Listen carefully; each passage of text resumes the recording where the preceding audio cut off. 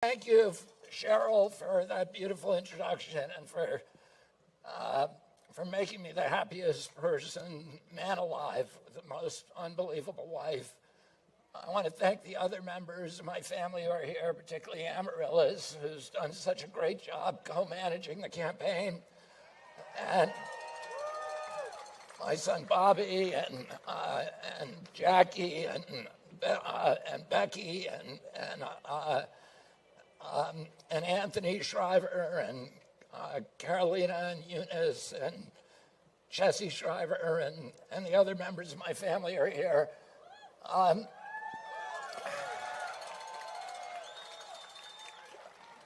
Cheryl is a huge, huge football fan. And the real reason we came to Philadelphia is to watch the Eagles play yesterday.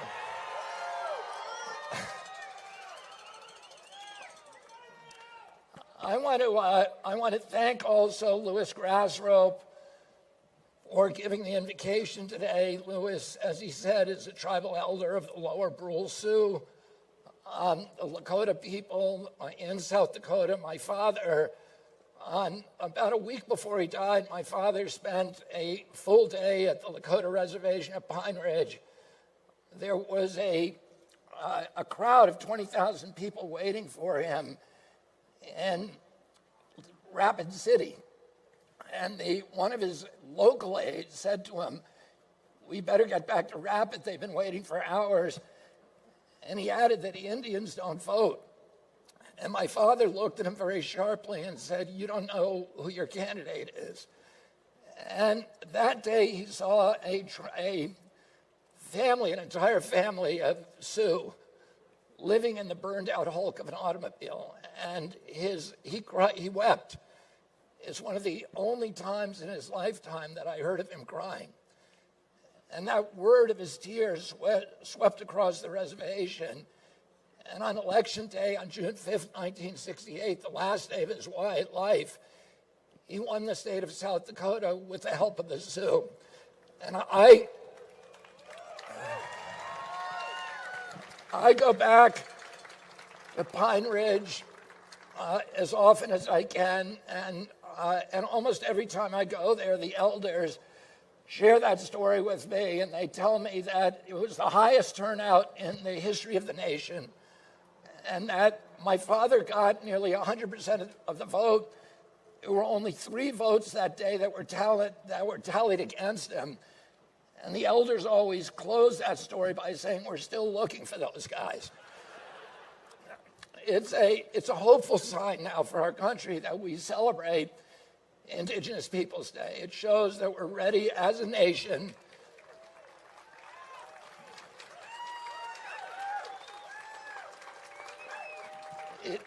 It shows that our country is now ready to explore and to tell each other the untold histories of those dispossessed people who have previously languished on the margins. But today, as the corrupt powers have overtaken our government, the ranks of the dispossessed have swelled so that they not only include Indigenous Americans and Black Americans and Hispanic Americans, they include tens of millions of people who live paycheck to paycheck in financial desperation. The dispossessed also include the legions of the chronically ill, of the addicted, the depressed, the 80% of our country that cannot afford a middle-class lifestyle. A rising tide of discontent is now swamping our country. There's danger in this discontent, but there's also opportunity and promise. The danger is that the demagogues will hijack it toward fascism, or that our rulers will divert us to use it as a pretense for an attack on an existential enemy, another in the long pipelines of continuous wars. The biggest danger that we've all seen on a day-to-day basis is that they'll direct that discontent against each other. As Abraham Lincoln observed, quoting Jesus Christ, "A house divided cannot stand." A polarized nation is easy for corrupt powers to manipulate and to control and to strip the wealth, its freedoms, its equity, its dignity. Those are the dangers. So what is the promise? The promise is of reunion. We are told today that our nation is hopelessly divided. But I found something different as I travel this country. The most hateful voices, of course, are always the loudest.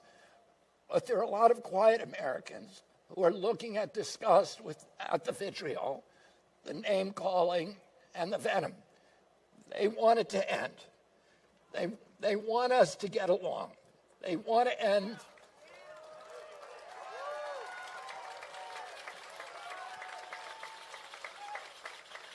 And you know, those loud, hateful controversies obscure these vast areas of agreement. Most of us agree, for example, that we should take care of our veterans. Most of us agree that we should seek peace abroad instead of war.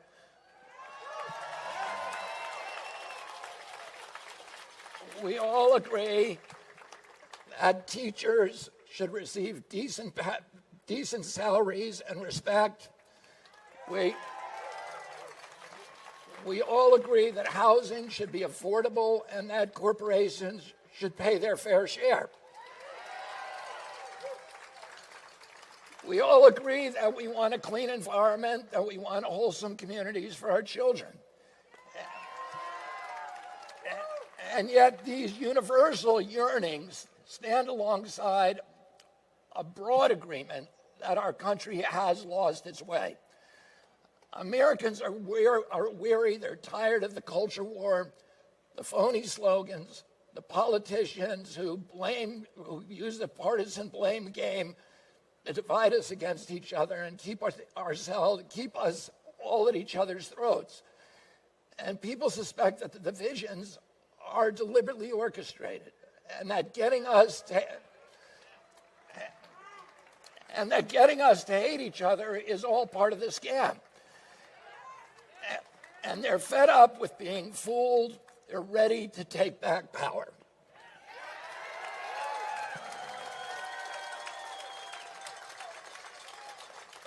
There's no other explanation for the enthusiasm I see every day as more and more people flock to this campaign. Sometimes it gives me goosebumps. Their minds may tell them that the situation is hopeless, that the elites are too entrenched, that the corruption is too deep. But their hearts say otherwise. I know that because I meet scores of people every day, even those in the most difficult circumstances, who have not given up on America. I've walked picket lines in Los Angeles with hotel workers who live in their cars because they can't afford rent.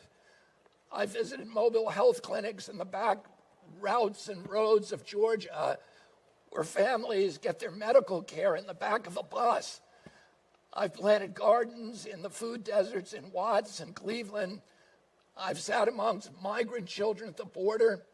I've met social workers and doctors in Yuma who treat these immigrants with kindness and heartbreaking generosity as if they were members of their own families. I've walked the fields with farmers in Kansas who can't drink from their own wells because they're poisoned by pesticides. These are members of the dispossessed now.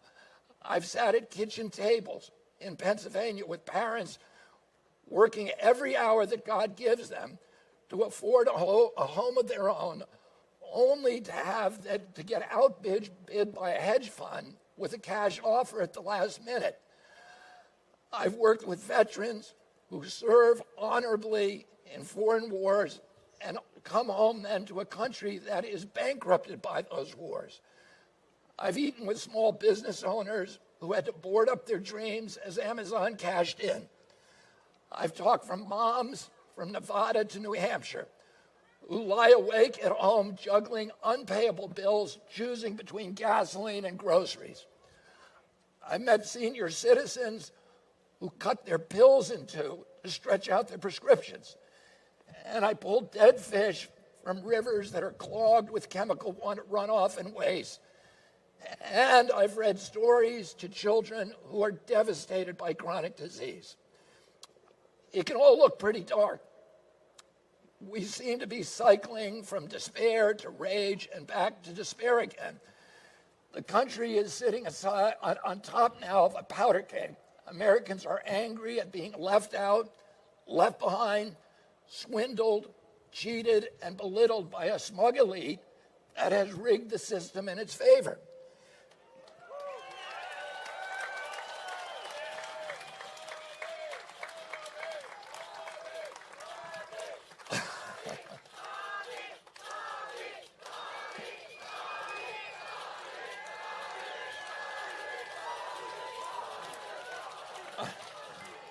But I've also seen hope. I've traveled millions of American miles across my career. And to quote Tennyson, I am part of all whom I have met. For 40 years, Americans across the country have fortified me with their courage and their idealism. But this year, I have witnessed an upwelling of optimism that I've never seen before. And optimism isn't the same thing as denial. We have to acknowledge the truth. We do face a decaying infrastructure and record levels of suicide, depression, addiction, chronic disease. We do face an entrenched political corruption and an inequality of wealth not seen in a century. But the good news is that people like yourselves are finally fed up. Something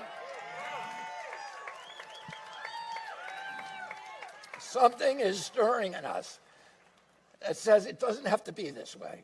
People stop me everywhere at airports, at hotels and malls, on the street, and they remind me that this country is ready for a history-making change. They are ready to reclaim their freedom, their independence. And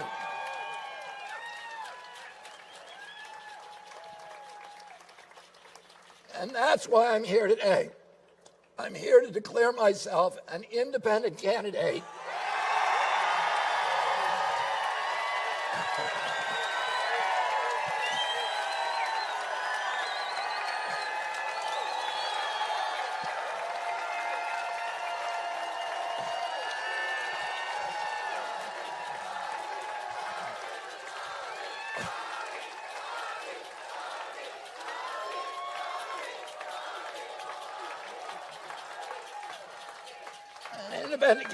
for President of the United States.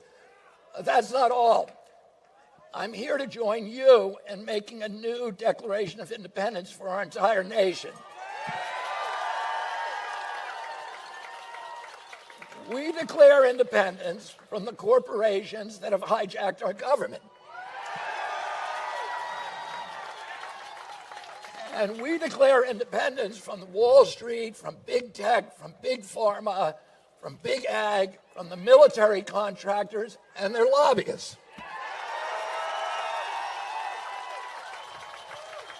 And we declare independence from the mercenary media that is here to fortify all of the corporate orthodoxies from their advertisers and to urge us to hate our neighbors and to fear our friends. And we declare independence from the cynical elites who betray our hope and who amplify our divisions. And finally, we declare independence from the two political parties.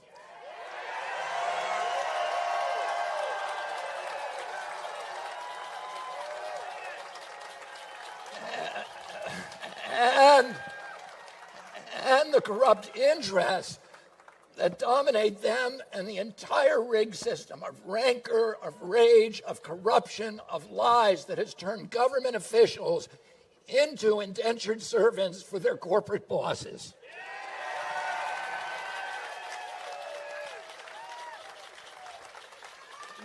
We declare independence from these corrupting powers because they are incompatible with the inalienable rights of life, liberty, and the pursuit of happiness that the people who sat in that hallway ratified for us in 1776, 1787.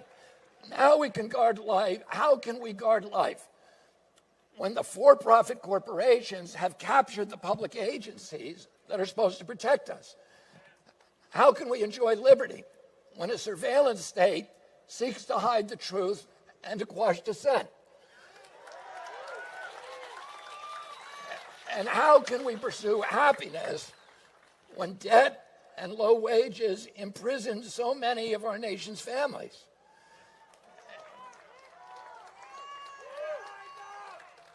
And so I've come here today to declare our independence from the tyranny of corruption, which robs us of affordable lives, our belief in the future, and our respect for each other.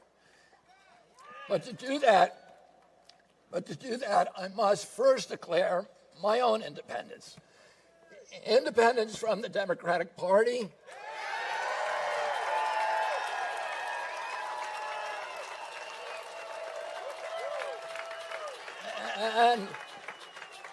and from all other political parties. I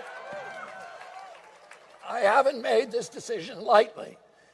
It's very painful for me to let go of the party of my uncles, my father, my grandfather, and both of my great-grandfathers, Honey Fitzgerald, and Patrick, who was the first Irish Catholic ghetto mayor of Boston, and Patrick Kennedy, who was a ward boss in Boston. Both of them launched our political dynasty over 100 years ago. But my sacrifice is nothing compared to the risk our founding fathers took when they signed the Declaration of Independence 247 years ago.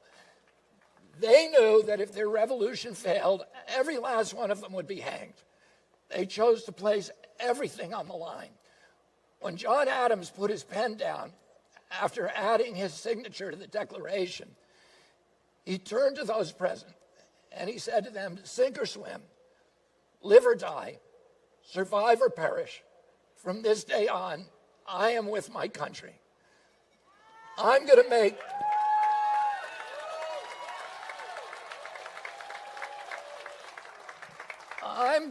that same pledge to you today, so that I can stand before you, as every leader should stand before you, free of partisan allegiance, free from the backroom deals, servant only to my conscience, to my Creator, and to you.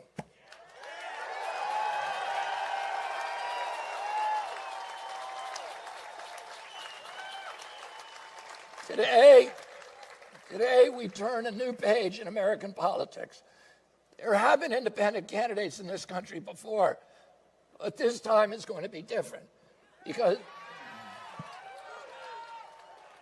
this time the independent is going to win.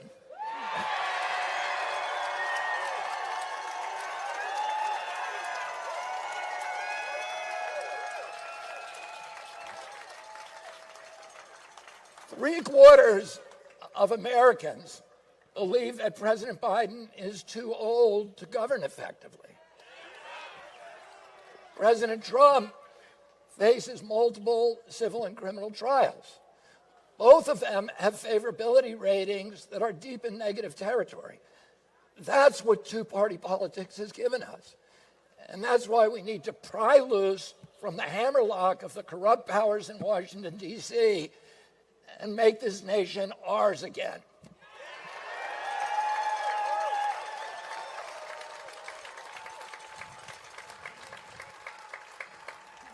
But there's a sacrifice that everyone, including myself, have to make if we're going to reunite America. We're going to have to surrender the kind of political addiction that is ultimately at the root of all of these divisions. And that's the addiction to taking sides. Our nation's renewal is going to begin when we start to treat each other with respect.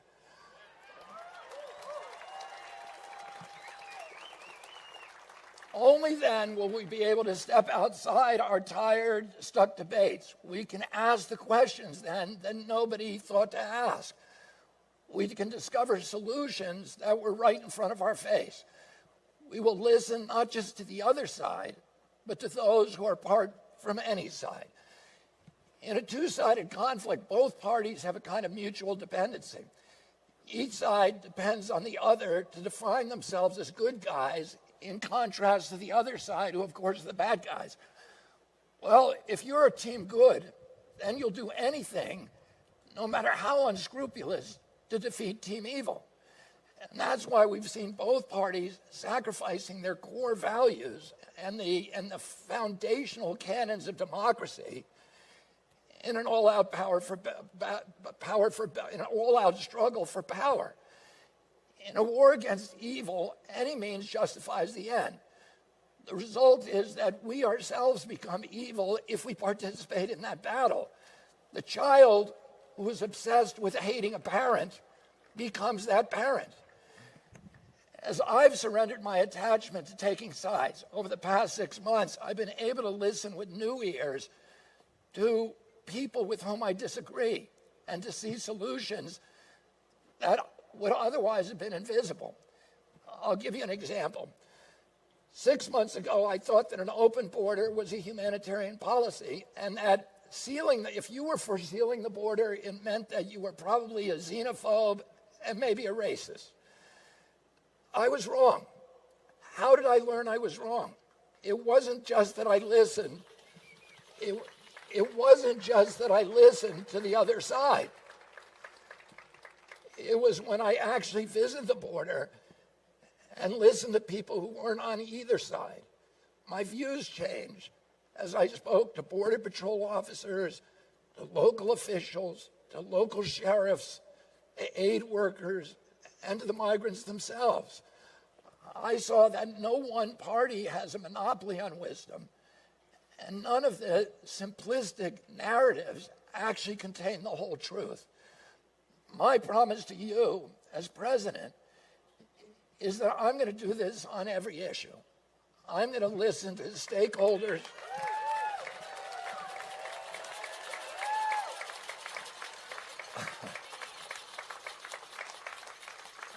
I'm going to listen to the stakeholders from every side and beyond any side. I'm going to uphold my moral convictions, of course, absolutely, but I'll hold my own opinions lightly. I'll look at the evidence and the arguments, and I'll choose not the easy path, not the established path, but the right path.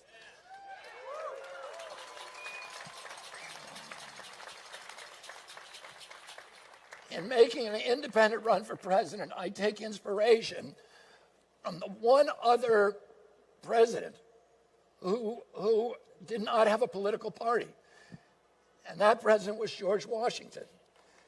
In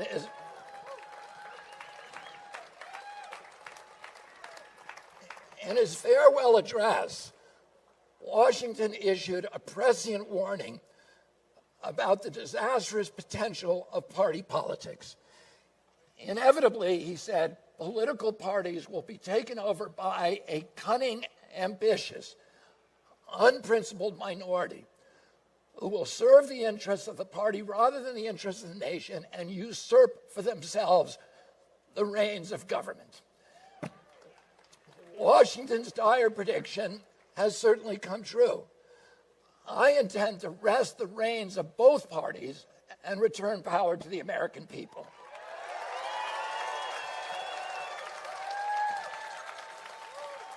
Now you know, you've all heard the pundits who say, who have been lamenting, how do we get young people to engage again in politics?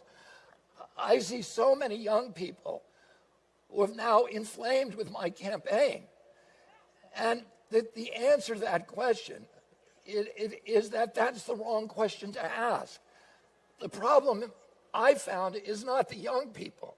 The problem is what my generation, the old people, have done to politics. The millennials and Gen Z are repelled by the toxicity, the pettiness, and more than anything else by the dishonesty. They want authenticity. Oh no, the problem is the politics. I'm committed to inaugurating a politics that is worthy of their engagement. I want to share with you a hopeful sign. I'm proud to say that my supporters include both pro-lifers and pro-choicers. They include climate activists and climate skeptics. They include vaccinated and unvaccinated. They include people who for years have been on both sides of the culture war. Why? Because more and more Americans are beginning to understand that for the good of our country, one cannot insist on getting one's way on every issue. They understand that people can disagree and still respect each other.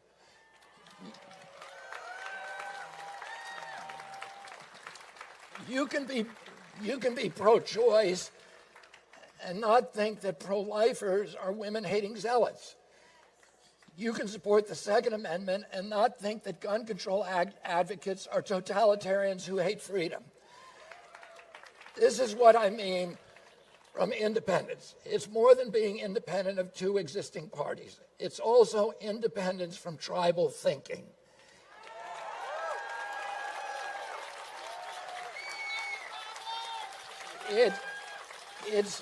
It's freedom from the reflex of having to take sides. Instead of asking people, which side are you on?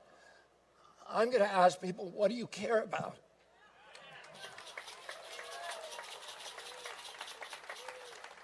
What do your children need?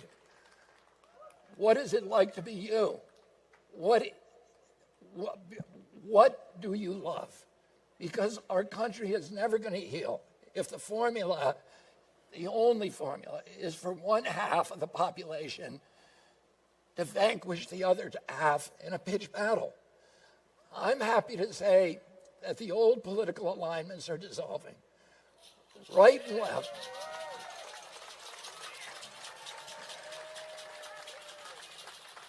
The right and the left have become all mixed up anyhow. It used to be the Democratic Party opposed censorship. It was the Democratic Party that wanted to rein in the military and the CIA. It was the Democratic Party that fought corporate influence. Remember when Wall Street and big corporations all supported the Republicans? Well, who is the liberal now and who's the conservative? Who is the left? Who is the right? These labels make less and less sense. Yet out of habit, we still group ourselves around the empty husks of those old alignments and threadbare ideologies. But now that habit is breaking down.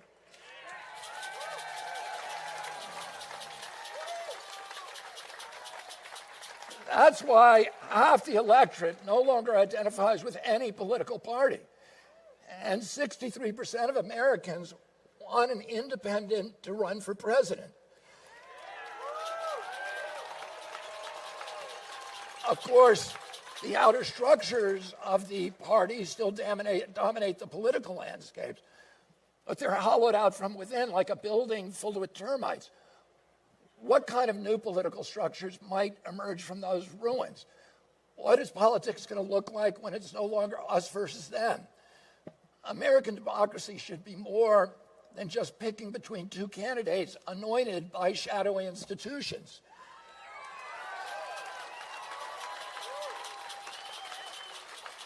Big oil funds the Republicans. Big tech funds the Democrats. Big pharma and the military contractors make sure to give to both. Instead of two parties, we have this kind of uniparty, a two-headed monster that's constantly bickering with itself as it leads us all over a cliff. And at the bottom of that cliff is the destruction of our country. Neither party has offered any kind of meaningful resistance to the endless wars that have sucked dry our wealth and slaughtered our youth. Neither has done anything to reverse the erosion of the American middle class. Both of them are powerless to rein in our exploding deficits. They have contributed equally to the corporate giveaways, to the corruption in Washington, and to the erection of a surveillance state. Yeah, there are good and honest people within both parties, even in their leadership, but the system itself is hopelessly corrupt. Now let me tell you what an independent presidency will look like. Because I'm independent of the military contractors, I'll be able to pursue a foreign policy that puts peace and diplomacy first.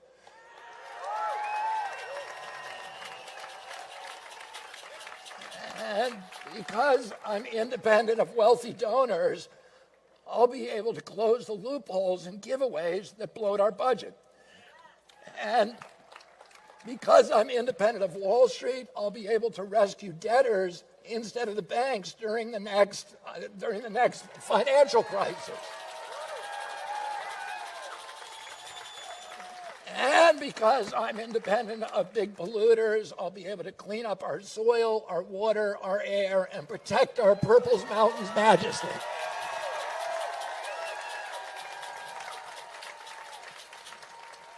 And because I'm independent of corporations, I'll be able to unravel the corporate capture of our regulatory agencies.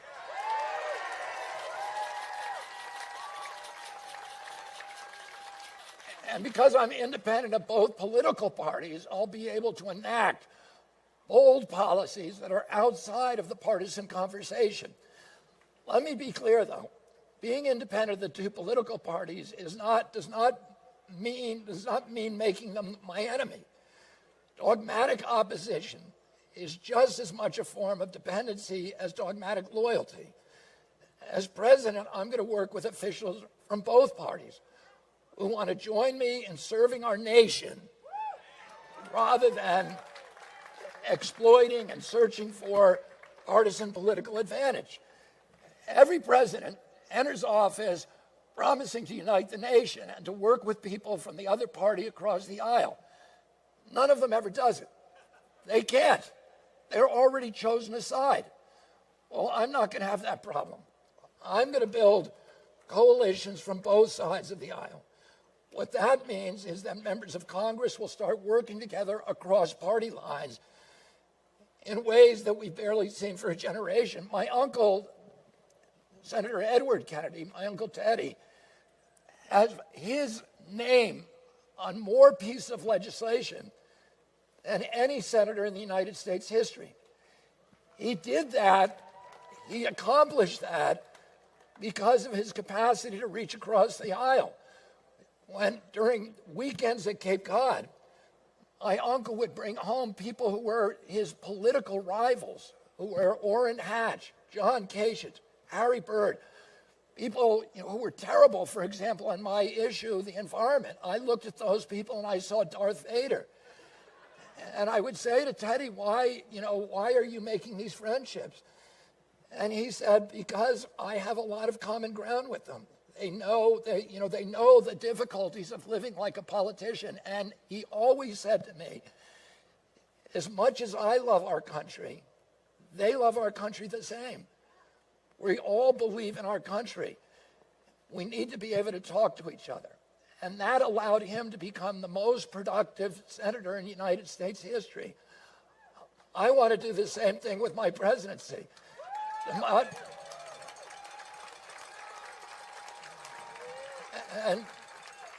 I'm going to tell you that because of that, it's going to be very hard for people to tell whether my administration is left or right. Is it right-wing to support small farms? Is it right or left to pull our nation back from the brink of a war with Russia? Is it right or left to implement a tamper-proof election system that also guarantees that everyone has a right to vote? As long as we're locked in these habitual debates, the two parties are often blind to common sense solutions. The formula has left them unable to govern. Practically every year we do what we did 2 weeks ago or a week ago, which is to come this far from defaulting on a government shutdown. And that's just the most obvious example of the paralysis of the two-party system. The system runs on inertia, year after year, decade after decade. It's like a runaway bus filled with teenagers fighting about who should take the wheel, and they ultimately learn that whoever the driver is, they're all obeying a GPS with a program that's written by lobbyists and corrupt corporate insiders. So I'm not going to just take the wheel. I'm going to reboot the GPS.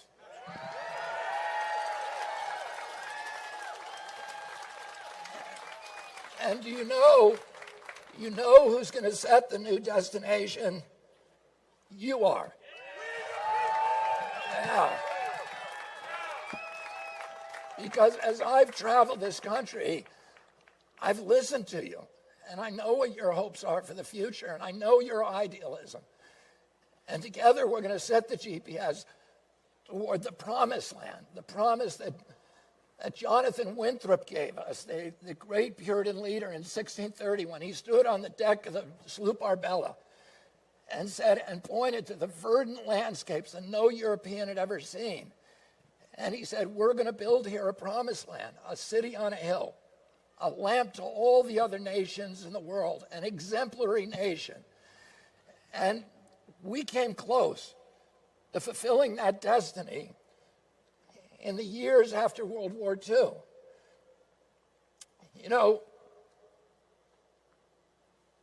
when the king and queen look over the balustrades of their castle and they see all of their subjects fighting each other, they go back to the banquet room and they pop champagne corks, as they know as long as we're all feuding with each other, then nobody's coming over the castle walls. So this hatred we have for each other is orchestrated.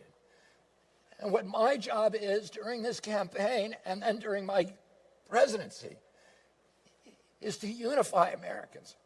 And then we're all going to go over the castle wall together. And we're going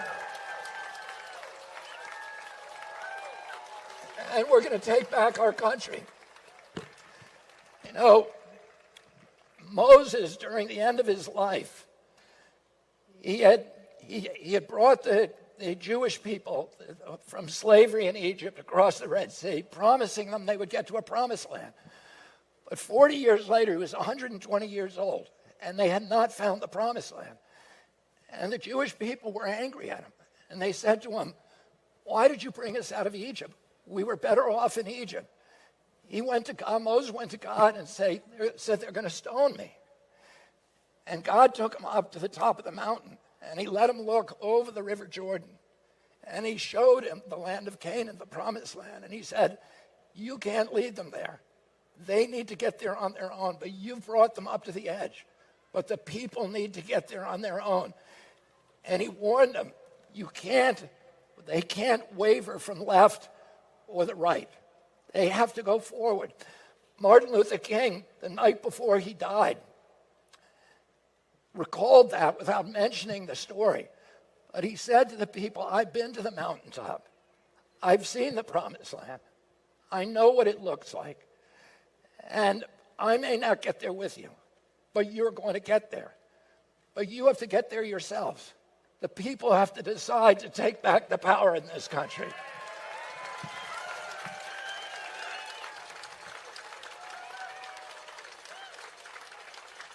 And I, of course, am no Moses or no Martin Luther King. And I am part of a movement where we are determined as the American people to go back and reach that promised land again. And I do know what it looks like because I've had glimpses of it during my lifetime. I know it's an America with a prosperous middle class where if you work hard, if you play by the rules, you can finance a home, you can raise a family, you can take a summer vacation, you can put something aside for your retirement. I know that it's a place where we don't have to choose between economic prosperity and environmental protection. I know it's a place where our children will have the same opportunities for dignity and enrichment and prosperity and good health as the communities that our parents gave us. I know it's a place where every American enjoys the right to vote and everybody has absolute faith that our electoral system has integrity and it's the best in the world. I know it's a place with incorruptible regulatory agencies. When I was a kid, the FDA, the CIA, or the FDA, the EPA, the NIH, were the gold standard regulatory agencies in the world. The other nations in Europe and Latin America based their regulations on what our regulatory agencies said. They were absolutely incorruptible. They were gold standard science. I know that that promised land is a place which is a bastion for the rights that are enshrined in our Constitution.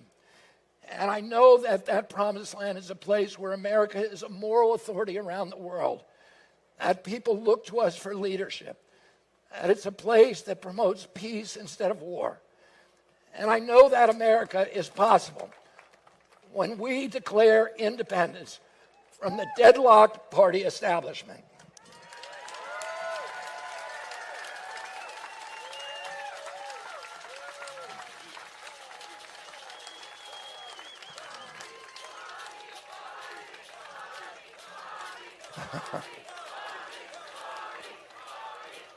That is the America that's possible when we declare independence from the war machine that devours $1 trillion a year. That's the America that is only possible when we stop fighting each other and go over the fortress wall. And that's the America that I'm going to serve when I become President of the United States.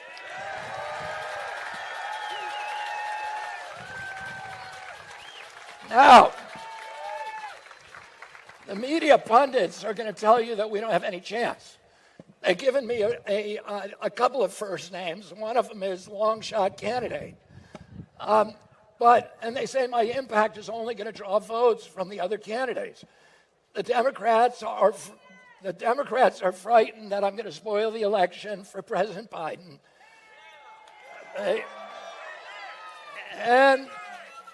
And the Republicans are frightened that I'm going to spoil it for President Trump. The truth is, they're both right.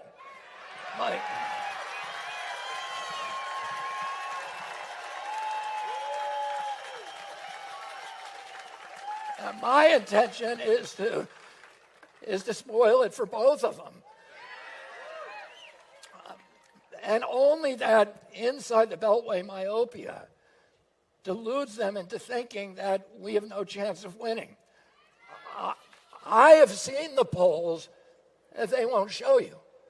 I've sat at the kitchen tables that they don't bother to visit. I've shaken hands with tens of thousands of invigorated Americans over the past 6 months who are excited about a change. And I can tell you our campaign has ignited a movement that has been smoldering for years, a movement to reclaim democracy, to resurrect the promise of our republic, the promised land. And that's the real reason that the party elites in Washington and the insiders are terrified of my candidacy. They recognize an authentic challenge to their power when they see one. There have been anti-establishment candidates before, but none of them who understands actually how to get the job done. Unlike President Trump, I've been fighting corporate corruption and suing government agencies for 40 years. I know how they work, and I know how to clean them up. And unlike any president since 1963, I will stand up to the military-industrial complex.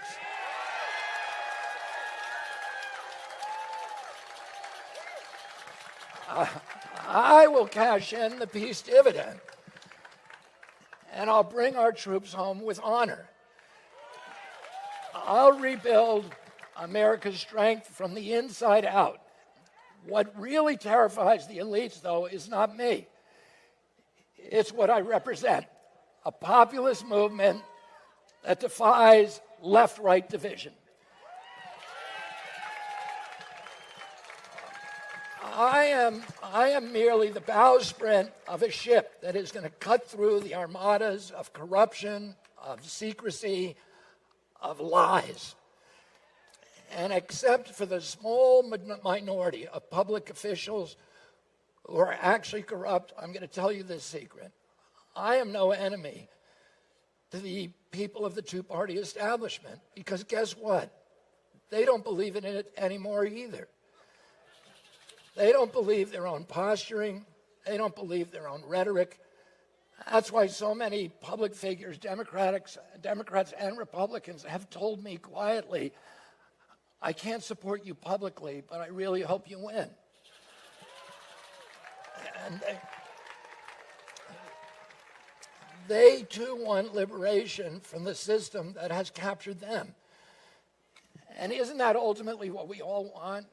Liberation from a system that robs us of our wealth, our health, our hope, our patriotism, our ideals, our freedoms, and ultimately our sense of ourselves as a good and capable people. Is that kind of freedom possible?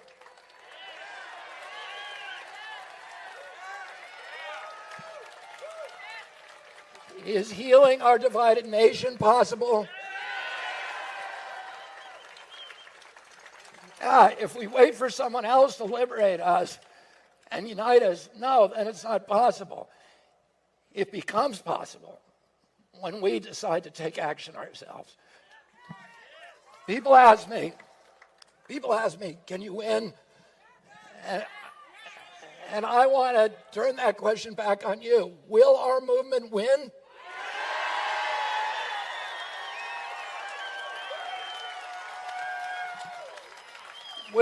Can this movement restore democracy, health, prosperity, and freedom? I'm not asking you to make a prediction. I'm asking you to make a choice. It's going to happen if you choose for it to happen.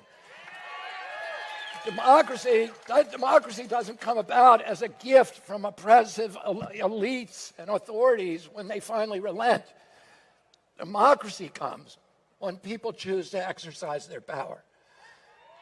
And so I'm asking you today to join me in exercising the sovereign choice of a democratic people. Are we ready to win?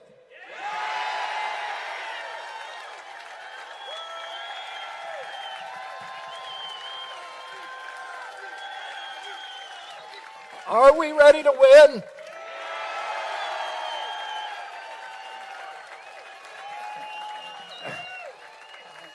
And that's what a new Declaration of Independence sounds like. Remember this moment. We have a year and 1 month until the election. Let's go take back our country. God bless you, and God bless the United States of America. Thank you, baby.